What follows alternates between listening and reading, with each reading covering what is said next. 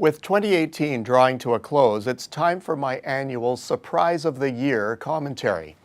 Given the sheer number of shocks experienced this year, it might be a bit too soon to write this issue. There are still 2 weeks left, and there's no telling what might happen. A shock-weary world probably hopes to get a break. Assuming relative quiet for the rest of December, can we narrow down this year's surprise to just one issue? That's a tall order. The list of high-impact events goes on and on. Take CUSMA or USMCA. The negotiations provided high drama that at times had Canadian exporters palpitating. Some were shocked by the inking of the agreement, which followed a stream of high-level acidic rancor. But all along, we maintained that there would be a deal, so we weren't surprised by the shtick or the signing. How about the U.S.-China tariff spat? This is a situation with more serious potential consequences for the global economy. If the measures are a shock, the players aren't. The U.S. has long held that its perpetual trade deficit with China was in the crosshairs of this administration. So, is it an impasse? Recent talks at the Buenos Aires G20 meeting seem to indicate movement. Meanwhile, China's nascent interest in the CPTPP, a deal that addresses many of America's trade grievances, adds hope for resolution. Again, the devices are more of a surprise than the direction. Then there's Brexit, irresolute as the end date looms. Agreement here would be a major accomplishment, vaulting it to the top choice. But alas, the odds are not favorable.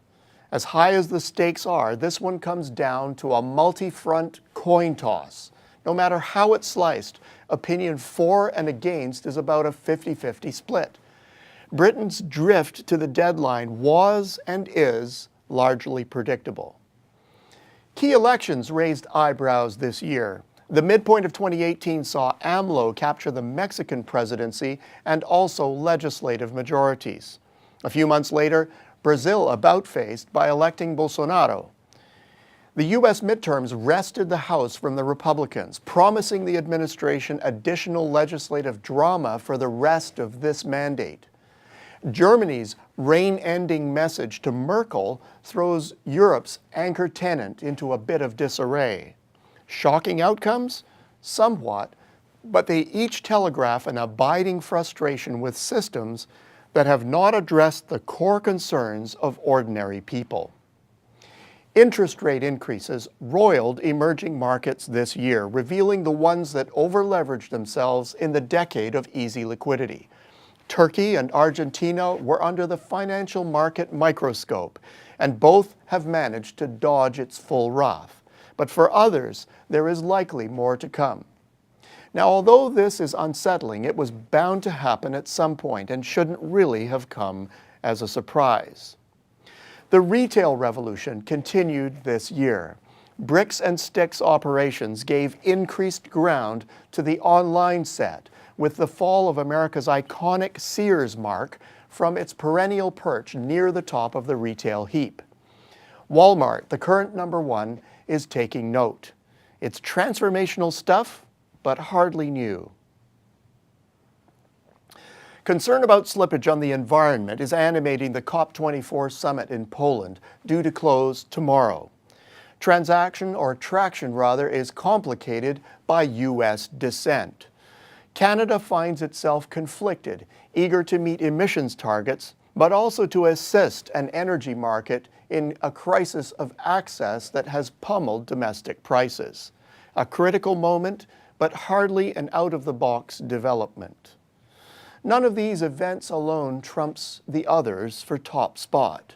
There is, however, a thread that connects them: globalization.